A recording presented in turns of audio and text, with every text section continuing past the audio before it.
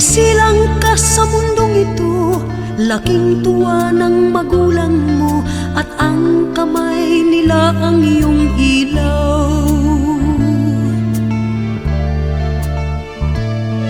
At ang nanay at tatay mo, di malaman ang gagawin, minamasdan pati pagtulog mo.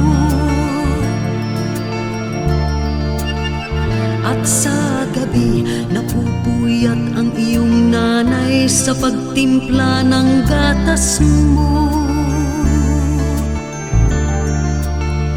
At sa umaga na may talong ka ng iyong amang tuwang-tuwa sa'yo.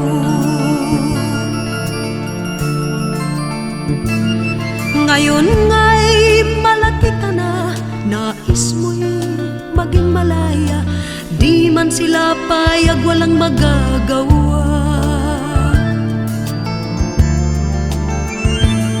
Ikaw nga'y biglang nagbago, naging matigas ang iyong ulo, at ang payo nila'y sinuway mo. Di mo man lang inisip na ang kanilang ginagawa'y para sa'yo. Pagkat ang nais mo'y masunod ang layaw mo, di mo sila pinapansin. Nagdaan pa ang mga araw, at ang landas mo'y naligaw, ikaw ay nalulong sa masamang bisyo.